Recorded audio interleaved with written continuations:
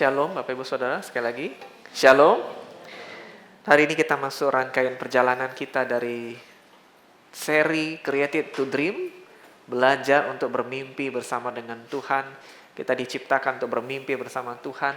Minggu lalu kita diingatkan saudara bahwa ada berbagai impian yang kita bisa miliki, tapi yang paling bagus itu adalah impian yang dari Tuhan. Saudara, masih ingat ya kalau minggu lalu ada impian waktu kita tidur, waktu kita bangun, yang paling bagus adalah impian yang dari Tuhan, yang Tuhan berikan bagi kita. Lalu apa yang kita lakukan kalau kita sudah dapat mimpi atau impian yang dari Tuhan, saudara? Saudara, kita lihat ada beberapa fase ya dalam perjalanan iman kita bersama dengan Tuhan. Saudara lihat ada gambar yang menarik yang melukiskan hal itu, 6 fase iman. Kita sudah melewati yang pertama, saudara, impian. Itu bicara minggu lalu, saudara. Ya, semuanya dimulai dari impian. Apapun yang kita dapatkan yang buat kita hidup lebih baik, itu mulai dari impian. Dan hari ini kita masuk ke poin yang kedua, bicara soal tidak cukup punya impian tapi harus buat keputusan. Minggu depan bicara soal kadang ada penundaan, nanti ada kesulitan, bahkan ada dead end atau kebuntuan, saudara. Sampai pada akhirnya kita mengalami pembebasan. Bagaimana Tuhan menjawab yang terbaik untuk kita. Kita terus ikuti perjalanan ini dengan sabar, berminggu-minggu ke depan kita akan diberkati, saudara. Hari ini secara khusus kita melihat poin kedua. Bagaimana saudara dan saya menyadari bahwa tidak hanya kita dirancang untuk bermimpi, saudara. Semuanya berawal dari impian. Tapi, saudara, impian tidak berharga sampai kita bangun dan mewujudkannya. Betul, saudara? Impian apapun yang bagus-bagus, yang luar biasa keren, saudara, yang luar biasa menarik, tidak akan pernah terwujud kalau kita tidak bangun dan mewujudkannya. Saudara, bahkan impian yang Allah berikan pada kita pun harus melewati fase ini, saudara. Namanya fase mengambil keputusan. Banyak tokoh di Alkitab, Bapak Ibu ingat Abraham? Dia dipanggil Tuhan untuk keluar dari bangsanya, saudara. Dijanjikan Tuhan akan jadi bangsa yang besar. Pada waktu itu belum punya anak. Tapi Abraham apa? Dia mengambil keputusan meninggalkan kenyamanannya. Diambil keputusan. Nuh, saudara, diberi impian Tuhan untuk menyelamatkan dunia dari air bah. Bapak Ibu masih ingat itu kisah Nuh? Dan Nuh harus membuat keputusan dengan membangun bahtera. Abraham, Nuh, apalagi saudara, kita melihat bagaimana Musa diberi impian oleh Tuhan. Musa, saudara, memimpin umat Tuhan keluar dari perbudakan di Mesir. Dan Musa harus membuat keputusan untuk menghadapi Raja Firaun. Buat keputusan, saudara. Tidak hanya itu, tidak hanya Abraham, Nuh, Musa, saudara. Yesus pun memanggil para muridnya, ikutlah aku. Para murid ini masih berprofesi sebagai nelayan, saudara. Tangkap ikan, itu kerjaan mereka sehari-hari. Apa yang mereka lakukan? Mereka harus buat keputusan meninggalkan karir mereka untuk mengikuti Yesus. Harus buat keputusan. Saudara, Yesus pun mengundang Petrus. Waktu di dalam angin badai, di dalam sebuah perahu yang terombang-ambing, Petrus ketakutan. Lalu Petrus bilang, Tuhan, kalau engkau itu, suruhlah aku berjalan di atas air. Lalu Yesus bilang, ayo, kemarilah. Nah, untuk melihat mujizat Tuhan, Petrus harus mengambil keputusan apa, saudara? Melangkahkan kakinya keluar dari kapal dan berjalan di atas air.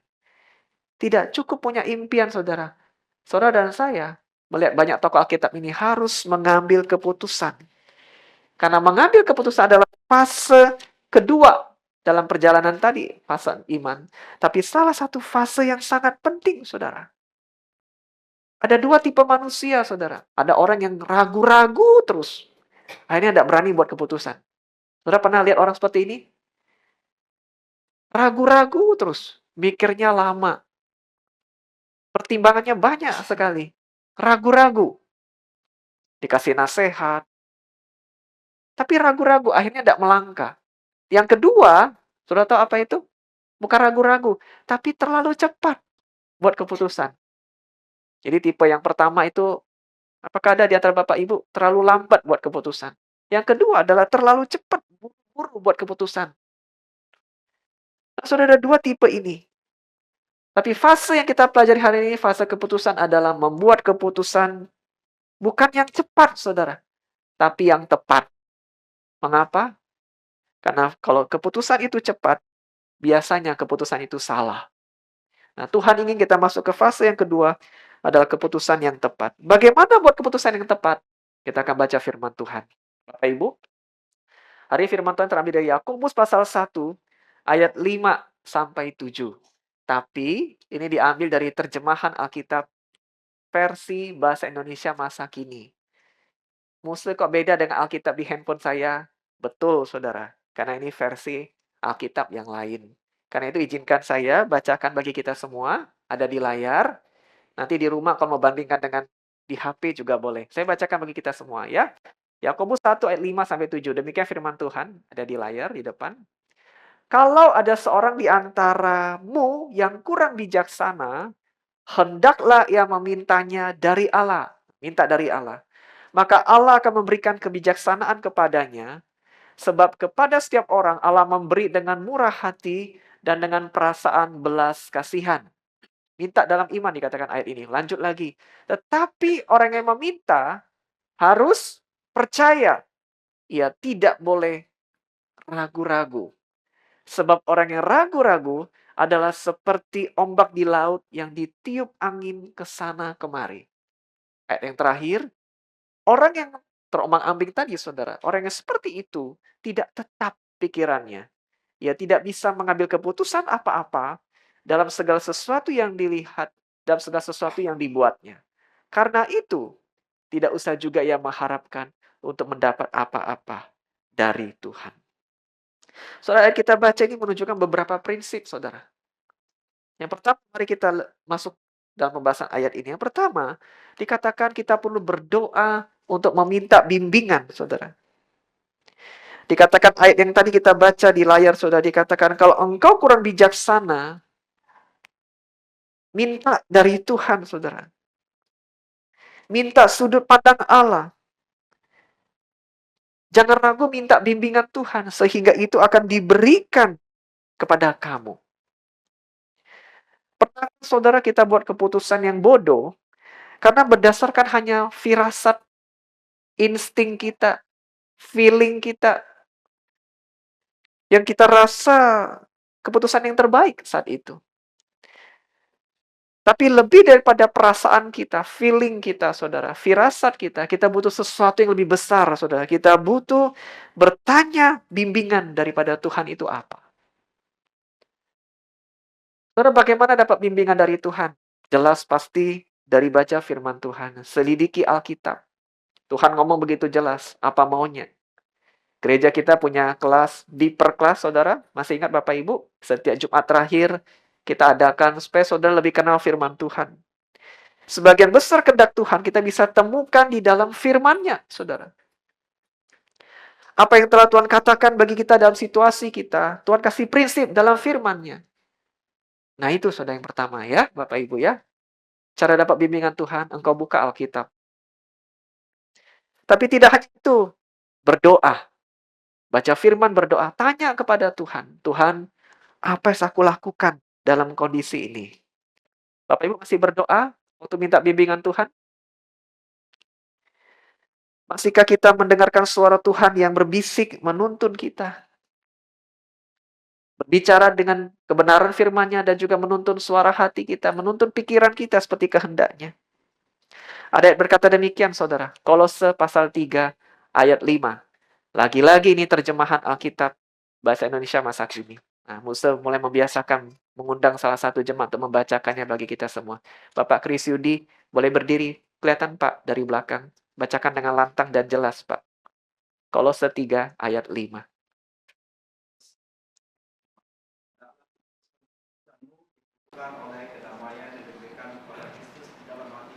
Amin. Makasih Pak. Hendaklah keputusan itu ditentukan oleh ada damai di hatimu. Saudara, setuju? Waktu kita buat keputusan dengan Tuhan, bergumul dengan Tuhan, pertimbangan dengan Tuhan, Tuhan memberikan damai sejahtera. Amin. Tuntunan Tuhan memberikan damai sejahtera. Damai sejahtera bukan berarti keputusannya pasti mudah, tidak ada halangan, lancar semua. Tidak, saudara.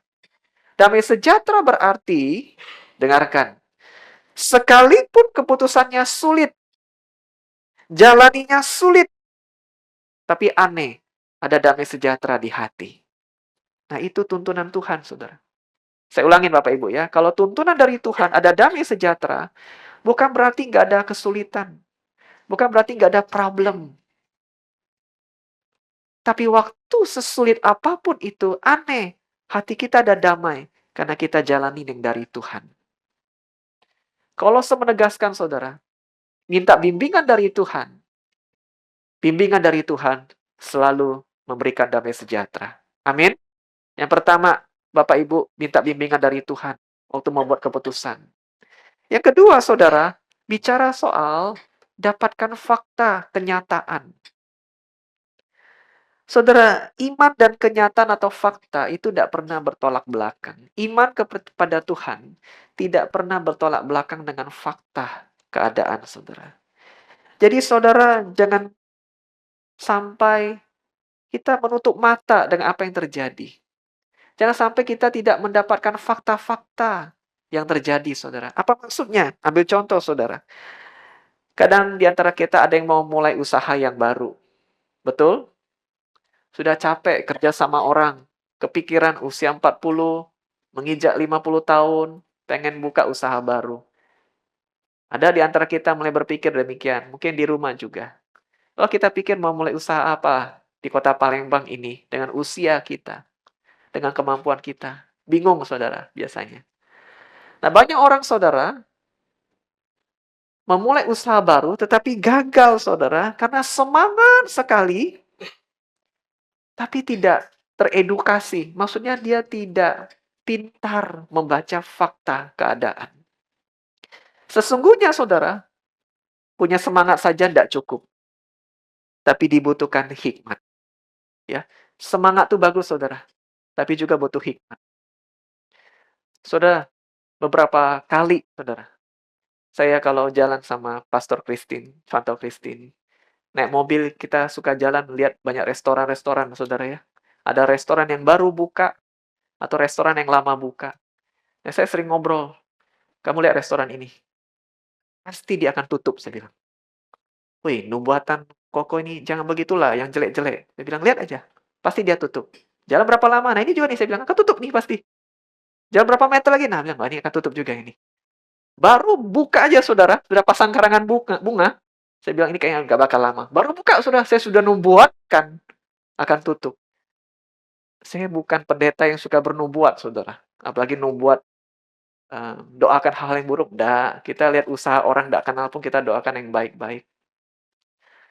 Bapak Ibu, jangan nanti kalau punya usaha tanya, apa namanya, musuh kan bisa lihat ke depannya. Enggak, saya nggak bisa lihat apa-apa, saudara. Cuma saya lihat, saudara, restoran itu, sederhana gini, kalau punya usaha resto, kalau Sabtu Minggu aja sepi, saudara, apalagi Senin sampai Jumat, hari biasa. Betul? Sabtu Minggu aja sepi. Lihat dari mana? Lihat parkiran mobilnya, saudara. Terus kalau dia restorannya terbuka, lihat meja banyak kosong. Operasional kan harus jalan, saudara. Betul? Harus bayar karyawan, bayar listrik, bayar AC, bayar keamanan. Sebulan, 2 bulan, 3 bulan weekend. Nah, ini pasti tutup. Dan puji Tuhan, saudara. Banyak nubuatan saya benar.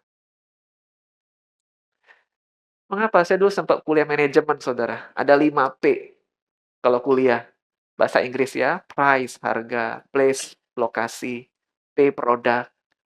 Ada 5P, saya lupa.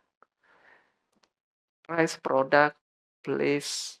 Pokoknya ada 5 lah, saudara. Ya.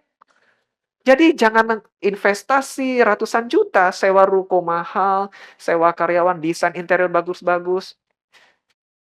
Tapi nggak pikir baik-baik. Orang mau buka mall, saudara. Saya percaya dia baca dulu situasi Palembang. Berapa banyak kemampuan belanja, posisinya di mana. Ini itu pikir baik-baik. Bahkan orang yang tidak kenal Tuhan pun mau pikir baik-baik. Jangan sembarangan, jangan gegabah. Saingannya banyak, tidak.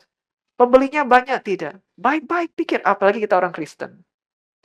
Engkau dan saya punya semangat yang bagus. Tapi hikmat juga harus minta dari Tuhan. Punya semangat, gak ada hikmat, rugi. Bicara juga banyak orang saudara semangat untuk menikah, tapi tidak teredukasi dengan kuat. Tidak punya fakta-fakta yang cukup untuk mengenal orang, hanya didasarkan feeling saja. Anak-anak remaja kita, beberapa di antara anak kita tidak lagi sekolah minggu, sudah mulai masuk ke remaja, mulai taksir-taksir. Bapak Ibu punya anak remaja yang mulai berubah, punya anak cewek, taksir-taksir, jarang cerita ke papa mama, mulai cerita ke teman-teman, kedengaran oleh kita dia taksir-taksir orang. Kalau remaja kita masih memahami, tapi bahkan sudah dewasa pun anak kita mau menikah, kita minta dia nggak sembarangan. Jangan hanya mengandalkan perasaan, tapi juga hikmat. Kenal baik-baik orang itu. Dapatkan faktanya. Semakin mendapat banyak fakta, semakin keraguan-raguan akan hilang. Nah, Bapak Ibu, banyak pengajaran yang menekankan hanya punya iman. Iman-iman melangkah saja. Bersyukur untuk itu. Tapi iman harus juga disertai kepintaran, hikmat, saudara. Sehingga kenapa? Sehingga kita bisa menang dalam hidup ini. Amin. Di luar sana, saudara, banyak orang pintar, tapi hatinya tidak tertuju kepada Tuhan. Jahat, berdosa, pintar nipu. Kita di dalam Tuhan harus pintar, tapi tulus untuk Tuhan. Dapatkan fakta, saudara. Jadilah pintar. Nah, soal yang pertama, minta bimbingan dari Tuhan. Kedua, dapatkan fakta. Yang ketiga, kita lanjut. Itu bicara soal minta nasihat. Nasihat. Katakan, satu, dua, tiga. Satu, dua, tiga. Nasihat. Berlaku bukan hanya untuk kita yang muda. Anak-anak bukan hanya untuk itu. Tapi entah itu anak-anak muda, kita yang sudah berumur pun, dikatakan orang tua pun, jangan ragu minta nasihat. Saudara, waktu kita bicara soal nasihat, paling tidak kita tanya kepada tiga orang ini. Bicaralah dengan mereka yang paling kenal kekuatan dan kelemahan kita secara pribadi. Paling kenal kita. Minta nasihat mereka dengan jujur, saudara. Yang kedua, saudara, minta nasihat dengan orang yang pernah buat keputusan yang serupa. Contohnya Bapak Ibu, saya punya impian. Saya pengen buka showroom motor. Tanya dengan siapa lah ya? Pikir-pikir, aku mau tanya sama Ibu Feni. Ibu Feni, Cak Mano lah caranya buka showroom motor. Kira-kira, saudara, tepat tidak? Saya tanya Ibu Feni. Ibu Feni ini dagangannya apa, saudara? Motor? Iya, jual benang, saudara. Saudara paham maksud saya? Nggak cocok. Saya harus tanya paling tidak dengan orang yang tahu motor dan pernah buka showroom motor. Saya punya impian ini. Bagaimana lah ya, saya sukses ya. Jualan komputer. Saya tanya siapa, saudara? Saya tanya siapa kira-kira? Tanya Ko Hardi? Cocok tidak? Saudara tahu profesinya Bapak Hardi apa? Jualan komputer? Tidak, sudah. Dia adalah salah satu guru les Inggris terbaik di kota Palembang. Amin kok? Amin dulu kok. Tapi waktu saya mau tanya jualan komputer, tidak cocok. Saya tanya dengan siapa? AI, mamanya Irwan. Dari kabel komputer, saudara, harganya tahu pasti.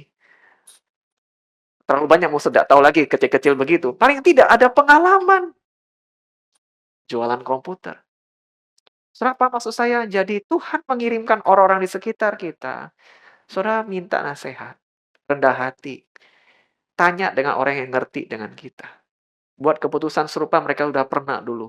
Mereka udah mengalami dulu. Mengapa kita harus gagal dulu, saudara? Tanya mereka. Mereka sudah duluan gagal.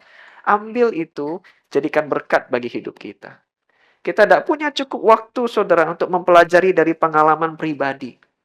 Tapi sayangnya kita kadang tidak mau tanya. Kenapa, saudara? Kenapa? Kenapa? Ada satu kata. Gengsi. Kalau tanya rasanya aku kelihatan bodoh. Padahal aku pengen kelihatan pintar. Biarinlah, tidak usah tanya. Buka, laju lah. Tidak usah tanya. Mati-matian. Kan mulai dari nol. Kenapa harus mulai dari nol, saudara? Kalau ada orang yang bisa nasihatin kita. Kita sudah dibekali pengetahuan tidak usah dari nol. Pengalaman mereka bekalin kita. Minta nasihat, saudara. Saudara, berapa kali kalau rapat karyawan, kami ini ada rapat karyawan, saudara, seminggu sekali. Bahas persiapan apa yang dikerjakan untuk saudara dapatkan dengan baik setiap minggu. Ada saya, ada Fang-Fang. Saudara, saya umur lebih besar, lebih tua. Saya pelayanan di gereja, jabatan pendeta. Tapi waktu rapat, saya tidak ragu bertanya kepada staf karyawan, kira-kira harus buat apa ini? Padahal gengsi, saya sebagai pendeta atau sebagai atasan yang ngurusin bidang umum ini soal di gereja, saya bisa buat aja keputusan. Tapi saya belajar, karena Tuhan Yesus saja. Ada situasinya, dia bertanya kepada para murid, minta nasihat. Tanya pendapat mereka. Saudara boleh cek dengan Fang-Fang, staf kita. Berapa kali saya tanya pendapat dia. Dan ternyata pendapat dia lebih bagus daripada pikiran saya. Saudara jangan sombong kita untuk minta nasihat. Ingat, di atas gunung masih ada gunung. Di atas langit masih ada langit. Tuhan buat langit yang lebih tinggi daripada saudara untuk bantu kita. Jangan ragu minta nasihat. Dalam rumah tangga, mengasuh anak, apapun. Lalu tanya juga kepada yang terakhir tadi, kepada orang yang dewasa rohani, saudara. Yang ngerti kebenaran firman Tuhan. Orang yang kita bisa ajak bicara dan minta nasihat. Rendahkan diri. Tanya mereka kira-kira apa sih maunya Tuhan bagi saya. Saudara, yang pertama kita minta bimbingan dari Tuhan. Kita dapatkan fakta, kita minta nasihat. Yang keempat, saudara, jangan lupa hitung biayanya. Dan yang kita baca tadi, saudara, dikatakan Tuhan ingin kita berhasil. Ya, dari Yakobus tadi, jangan engkau kurang bijaksana, engkau minta dari Tuhan. Engkau jangan ragu-ragu. Supaya engkau jangan terombang-ambing ke sana kemari, saudara. Nah, supaya engkau gak terombang-ambing ke sana kemari, dikatakan kau harus hitung baik-baik harga yang kau bayar, saudara. Kalau kau buat keputusan, timbang baik-baik. Kalau nggak bisa buat janji, jangan buat janji tanpa berpikir. Jangan buat komitmen tanpa pertimbangan. Itu akan berujung pada kebodohan. Karena setiap keputusan yang kita buat, itu ada harganya. Harus bayar harga waktu, energi, sumber-sumber daya kita. Hitung baik-baik harganya, saudara. Karena buat keputusan yang cepat, itu bisa merugikan. Nah, ada ayat firman Tuhan kita akan baca, saudara. Dari Lukas pasal 14, ayat 28. Nah, Musa hanya pilih orang yang masih bisa melihat dengan jelas di layar, saudara ya. Tadi Bapak Kris Judi, satu orang perempuan boleh bacakan untuk kita. Nah, Shirley saja. Boleh Shirley berdiri, bacakan bagi kita semua. Lukas 14 ayat 28 dengan lantang. Lukas 14 ayat 28. Sebab siapakah di antara kamu yang kalau mau mendirikan sebuah menara, tidak duduk dahulu membuat anggaran biayanya. Kalau cukup uangnya untuk menyelesaikan pekerjaan itu. Amin. Makasih Shirley. Saudara bayangin bangun menara, bangun rumah lah. Tidak hitung baik-baik, tidak cukup duitnya, tidak selesai, saudara. Saudara pernah lihat di Palembang ini bangunan-bangunan yang tidak selesai? Saya dapatin beberapa bangunan, cuman tidak enak ngomong dosa sebut di mana itu, saudara. Tapi saudara pernah lihat ada rumah-rumah tidak selesai? Muse, rumah di jalan itu tidak selesai. Karena rumah itu dikatakan banyak hantunya, Muse. Ini bicara bukan soal hantu, saudara. Tapi duitnya kurang. Hitungannya salah. Jadi, fondasi sudah, strukturnya sudah. Tapi ditunggu-tunggu 2 tahun tidak selesai, 3 tahun tidak selesai. Ditanya-tanya, dananya kurang. Saudara pernah dapatin itu? Kira-kira saya tanya saudara, yang bangun itu gimana perasaannya? Bapak Ibu. Ibu Sarah kalau bangun rumah, tidak jadi, setengah jalan, gimana perasaannya? Sedih. Yeni ada kata banyak duit. Bangun 10 ruko, tidak selesai. Ketahuan itu punya Yeni. Gimana perasaannya? Kecewa. Lagi ya. Pak Kiki, seorang kontraktor. Gimana Pak? Kalau ternyata proyek setengah jalan, tidak selesai karena hitungan salah? Malu. Perasaan itu sangat jelas mewakili saudara. Sedih, kecewa, malu. Tidak ada orang yang happy. Tidak selesai, tidak ada. Nah, Tuhan sudah mengingatkan kita. Sebelum jalan, hitung baik-baik dulu. Saudara, ada satu prinsip yang sangat jelas. Lebih mudah memulai daripada mengakhiri. Lebih mudah masuk daripada keluar. Pertanyaannya begini, saudara. Lebih mudah mana? Lebih mudah berhutang atau keluar dari hutang? Lebih mudah memulai hutang atau keluar selesaikan hutang, menyelesaikan hutang-hutang. Trisnadi, lebih mudah memulai hutang atau menyelesaikan hutang? Memulai hutang. Valen, lebih mudah memulai hutang atau menyelesaikan? Memulai hutang. Betul ya, Bapak Ibu ya? Yang kedua, tanya lagi. Lebih mudah menjalin hubungan atau keluar dari hubungan? Bapak Ferry Angkasari, menjalin hubungan. Betul ya? Yang satu lagi pertanyaannya. Lebih mudah nyusun jadwal, besok nak ini, nak ini, nak ini. Atau melakukan jadwal itu. Nyusunnya lebih gampang. Lakukannya belum tentu. Betul? Artinya saudara, apapun yang kita buat, kita pikir baik-baik dulu. Siap tidak saya bayar harganya? Saya jalin hubungan sama orang ini. Siap tidak saya pindah kerja dengan gaji seperti ini, tuntutan seperti ini? Siap tidak saya rekrut karyawan baru dengan karakter seperti ini? Siap tidak kalau saya ajak keluarga liburan ke kota ini, sedangkan kesehatannya seperti ini, saya siap tidak hadapi? Siap tidak saya nafkahi anak saya keluar negeri kuliahnya, hitung baik-baik tidak? Semuanya. Siap atau tidak? Supaya kita jangan sampai, saudara, mengambil keputusan yang salah. Yang kelima, saudara, bicara juga soal bersiap untuk menghadapi masalah. Bersiap untuk menghadapi masalah. Mengapa, saudara? Karena dalam dunia, Tuhan Yesus pun menegaskan kita akan menderita masalah. Kita sudah meminta bimbingan daripada Tuhan, tapi tidak mengurangi kenyataan kita akan tidak pernah luput dari masalah. Karena itu, Bapak Ibu, selama kita hidup masalah pasti ada, bukan? Betul? Hanya waktu kita sudah meninggal, masalah selesai. Karena itu kuatkan hatimu untuk punya mental. Waktu aku buat keputusan ini bersama Tuhan, sudah minta bimbingan Tuhan, aku tetap siap menghadapi masalah.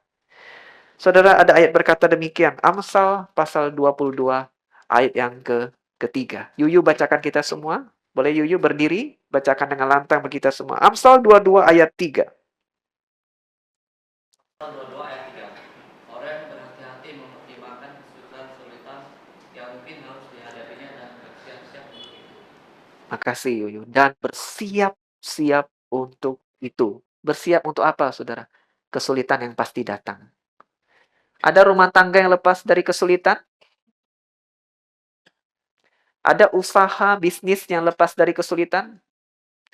Ada pekerjaan atau pindah kerja baru yang lepas dari kesulitan? Tidak ada. Everything have a challenge. Setiap hal punya tantangannya sendiri, apapun itu. Itulah hidup, saudara. Itulah kenyataan. Tapi bersama Tuhan, kita bersiap untuk yang terbaik. Amin. Tapi juga siap untuk yang terburuk. Kita harapkan yang terbaik dari Tuhan, berkat-berkat yang terbaik. Tapi kita pun siap untuk yang terburuk. Saudara, marilah kita terus mengandalkan Tuhan. Waktu kita buat keputusan mencapai impian kita, tidak harus sempurna dulu, saudara. Yang penting melangkah saja dulu dengan Tuhan. Nanti kemajuannya Tuhan pimpin selangkah demi selangkah. Ada sebuah kisah, saudara, di Amerika. Ini kisah nyata, Bapak Ibu. Tahun 1961. 1961. Jadi, 64 tahun yang lalu. Waktu banyak negara-negara berlomba untuk mencapai bulan, ya saudara, mencapai bulan. Jadi Amerika pun tidak mau ketinggalan. Pengen menjadi negara pertama yang mengutus astronotnya untuk ke bulan. Di zaman itu ada Presiden Kennedy, saudara. Akhirnya mengatakan demikian. Dia umumkan, pokoknya Amerika Serikat akan mengirim manusia ke bulan sebelum dekade, sebelum periode sekitar 1970 artinya. Akhir pasti Amerika akan berhasil mengirimkan manusia ke bulan. Saudara tahu, waktu dia ngomong itu, saudara, Saat itu tuh belum selesai hitung-hitung rumusnya supaya bisa mendarat ke bulan. Belum dapat teknologi yang cukup untuk kirim manusia ke bulan ya saudara. NASA, yaitu organisasi lembaga yang mengurus luar angkasa, belum selesai mengkalkulasi saudara, menyelesaikan semua masalah. Tapi presidennya sudah ngomong dulu, pokoknya akhir tahun, 10 tahun deh sekarang, 1970 lah, pasti manusia sudah ke bulan. Dia enak ngomong saudara ya, yang pusing itu orang-orang di bawah tuh kerja keras saudara. Tapi itu menunjukkan satu hal, kalau mau tunggu semua sempurna dulu, mungkin negara lain sudah akan lebih duluan. Kesempatan akan berlalu. Kadang-kala saudara, kita butuh berani. Kalau sudah tahu impian dari Tuhan, saudara jangan tunggu lengkap dulu, sempurna dulu. Tapi melangkah dulu. Nanti Tuhan pimpin selangkah demi selangkah. Saudara banyak kisah, bahkan di jemaat kita pun ngomong demikian. Saya waktu mulai usaha ini, saya tidak kebayang banyak. Cuma saya melangkah saja. Ternyata, bulan demi bulan, tahun demi tahun, saya punya banyak pengalaman. Tuhan ajar saya dengan ini. Pernah ditipu orang, saya dapat pengalaman. Lalu Tuhan buka lagi strateginya seperti ini. Akhirnya, 5-10 tahun dari sekarang, saya sudah kaya pengalaman. Tapi kalau saya mau kaya pengalaman sempurna, mungkin tidak pernah mulai-mulai. Nah, saudara, karena kita butuh berani melangkah dengan siap hati menghadapi masalah, percaya bahwa asal aku bergantung dengan Tuhan, hari lepas hari, Tuhan akan menyelesaikan masalah bagiku. Saudara, yang terakhir, yang keenam. Ini yang terakhir, saudara. Hadapi ketakutan kita. Saudara, banyak ketakutan, bukan? Tentu kita yang memulai impian kita. Betul? Betul, saudara. Banyak ketakutan kita. Ketakutan apa, saudara? Takut salah. Takut kita akan gagal. Betul ya? Yang di rumah mungkin pernah mengalami juga ketakutan demikian. Takut nanti kalau coba akan buat malu diri sendiri. Takut apa lagi, saudara? Takut nanti ternyata komitmenku tidak sedemikian kuat. Aku bisa mulai, tapi tidak bisa teruskan di tengah jalan. Takut apa lagi, saudara? Takut nanti ada yang ketawain aku. Atau menolak aku kalau aku gagal. Takut apa lagi, saudara? Terakhir, takut memang ini tidak akan pernah jadi kenyataan. Saudara, tidak apa-apa mengakui kita takut. Banyak tokoh Alkitab pun kadang mengakui ketakutan mereka. Ambil contoh, Abraham. Tadi sudah disinggung di awal. Waktu Tuhan janji kasih dia anak, dia bilang, Tuhan, aku ini terlalu tua untuk punya anak. Dia takut, saudara. Terlalu tua aku ini. Saudara, waktu Musa disuruh Tuhan untuk pimpin jutaan umat keluar dari Mesir, Musa ngomong, Tuhan, aku ini tidak pandai ngomong. Kau suruh aku pimpin jutaan umat ini, aku tidak pandai ngomong, bagaimana mungkin? Dia ada ketakutan, saudara. Abraham takut, Musa takut. Apalagi, saudara, Gideon ada seorang yang berhasil memimpin peperangan orang Israel. Awalnya, saudara, dia pun bukan orang yang berani. Dia ngomong sama Tuhan, Tuhan, aku ini tidak bisa bertempur. Jangan pilih aku lah. Aku ini dari suku yang kecil lagi. Ada ketakutan, saudara. Yesaya, saudara, dipilih Tuhan menjadi nabi. Yesaya ngomong apa? Tuhan, aku ini terlalu berdosa. Aku tidak layak. Satu lagi, saudara, Yeremia pun dipanggil Tuhan. Tadi Abraham terlalu tua, saudara ya. Yeremia kebalikannya. Dia berkata, Tuhan, aku ini terlalu muda. Saudara lihat banyak ketakutan demi ketakutan. Di semua anak Tuhan di Alkitab ini, mereka akui ketakutan itu dan minta Tuhan yang atasi. Dan janji Tuhan tergenapi. Saudara mungkin punya ketakutan versi lain. Saudara berkata pada Tuhan, Tuhan, aku tidak punya uang untuk mencapai impianku. Tuhan, aku tidak punya cukup waktu atau pengalaman. Tuhan, aku tidak punya pendidikan. Aku tidak tamat S1. Aku cuma lulusan SMA. Tuhan, aku tidak punya kontak-kontak kenalan orang yang bagus supaya aku sukses. Tuhan, aku tidak punya sumber daya yang cukup. Aku takut, Tuhan. Aku tidak rasa aku bisa untuk lakukan ini. Seandainya saja aku kayak orang lain mungkin bisa, tapi aku tidak bisa. Tapi saudara pahamin ini. Tuhan seringkali menggunakan orang yang tidak sempurna dalam situasi yang tidak sempurna untuk mencapai kehendaknya yang sempurna. Amin. Kalau saudara merasa hidupmu tidak sempurna, Tuhan mau pakai situasimu untuk mencapai kehendaknya yang sempurna. Dia sempurna, saudara. Dia akan menolong situasi yang tidak sempurna, yang tidak ideal untuk memberkati hidupmu. Saudara, setiap kali engkau takut, percaya kepada Tuhan. Mazmur mengatakan demikian, waktu aku takut, aku percaya kepadamu Tuhan. Saudara punya impian, tapi saudara takut, cerita kepada Tuhan. Cerita kepada Tuhan. Percaya kepadanya. Saudara, kita sudah belajar tentang prinsip ini. Yang pertama, berdoalah minta bimbingan Tuhan. Ya, jangan lupa ya, minta bimbingan Tuhan, kau berdoa, baca firman. Lalu dapatkan fakta. Jangan hanya berdasarkan perasaan atau asumsi. Lihat baik-baik kenyataan. Jadilah pintar. Yang ketiga, minta nasihat, saudara.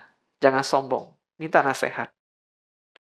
Yang keempat, saudara, hitung biayanya. Harga yang engkau bayar untuk mencapai impian. Yang kelima, apapun masalah yang hadapi, apapun masalah yang harus dihadapi, hadapi dengan berani bersama Tuhan. Hidup memang tidak sempurna, hadapi saja masalah dengan Tuhan. Masalah pasti ada. Apalagi ada Tuhan, Tuhan akan tolong kita. Yang terakhir, hadapi ketakutanmu. Hadapi ketakutanmu. Waktu Musa menghadapi ketakutannya, saudara, laut Teberau Tuhan belah bagi dia. Waktu Yosua menghadapi ketakutannya, tembok Yeriko Tuhan rubuhkan. Waktu Marta Maria sedih, takut, kehilangan saudaranya, Tuhan bangkitkan Lazarus dari kubur. Nah, saudara, jangan-jangan Tuhan sudah siapkan berkat terbaik dalam hidupmu.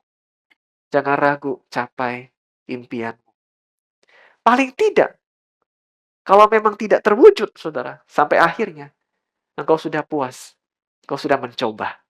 Amin.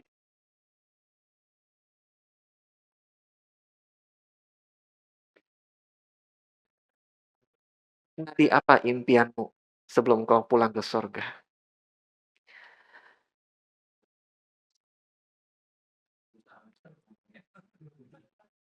Enak ceritanya. Pak Kiki ada impian? Ada, pasti ada. Mungkin sungkan diceritakan di khalayak umum ibadah ini. Feni ada impian, Feni? Nah, impian lagi karena semua sudah terwujud oleh Irwan. Puji Tuhan. Enteng Irwan. Tapi at least everybody, setiap kita pasti punya impian. Tidak usah sebut apa itu. Tapi betulkah setiap kita punya impian, saudara? Impian kita beda-beda. Baik untuk diri kita ataupun orang yang kita kasih, setiap kita punya impian. Saudara, saya juga punya impian. Dulu saya bermimpi, saya kayak pengen tanam hidroponik ini. Wih, bagus nih ini bawahnya. Akhirnya terwujud, saudara. Gimana lah kalau rasanya piara ikan, saudara? Wih, enak juga kalau piara ikan nih. Impian saja, saudara. Saya nggak punya pengalaman, tapi just try, coba. Saya punya impian dan terwujud. Bicara long lasting akan terus-menerus atau tidak? Paling tidak, mulai dulu. Dan ada kepuasan untuk itu. Itu hal yang kecil dari saya, saudara. Saya percaya impian saudara jauh lebih besar. Dan berdampak mungkin lebih jauh. Nah, impian saudara. Kita udah belajar firman Tuhan. Tuhan tidak ingin kau terombang-ambing. Seperti angin yang kesana kemari. Kalau Tuhan sudah beritahu itu jelas dalam hidupmu. Minggu lalu kita belajar ada impian dari Tuhan. Yuk, mari saudara. Buat keputusan melangkah. Langkah saja pertama dulu. Nanti berikutnya Tuhan akan tolong. Amin. Mari kita berdoa.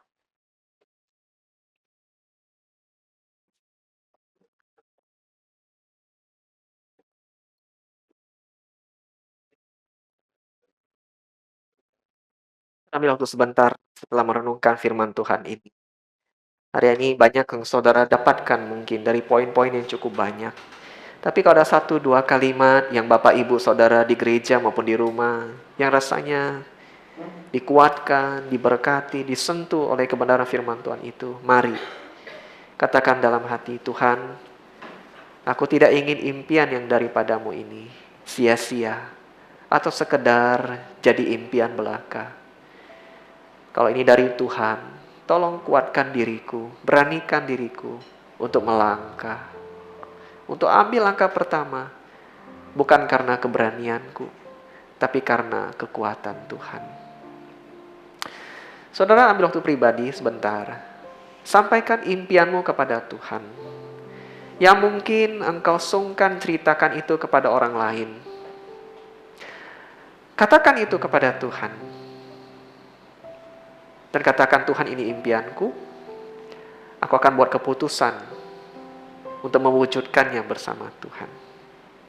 Bapak Ibu, ini bukan bicara soal umur, tapi biarlah berapapun umur kita jalani hidup penuh arti dengan impian dari Tuhan. Mari berdoa pribadi sebentar.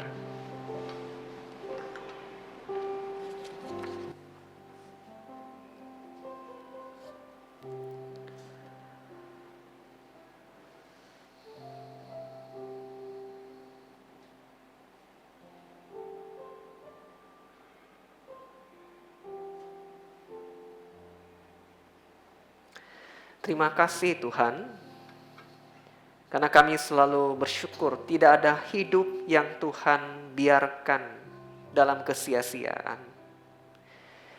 Kehidupan kami yang mungkin dijalani dengan biasa, baik bagi kami di gereja maupun di rumah, kami diingatkan bahwa hidup kami berharga. Tuhan punya rencana indah bagi kami, yang bagi kami sendiri kadang tidak terpikirkan. Tuhan, terima kasih karena Engkau mengasihi kami, semangat melihat kami menjalani hidup penuh arti. Tapi tolong bantu kami Tuhan, agar impian daripadamu kami wujudkan dengan berani membuat keputusan. Sehingga pada waktunya, entah bertahun-tahun kemudian dari sekarang, kami terkagum-kagum melihat impian dari Tuhan terwujud dalam hidup kami. Kami merayakannya dengan Tuhan. Kami bersyukur tidak pernah menyesal karena dulu kami pernah buat keputusan bersama dengan Tuhan. Terima kasih untuk firman-Mu. Kami bersyukur, kami berdoa di dalam nama Tuhan Yesus. Amin.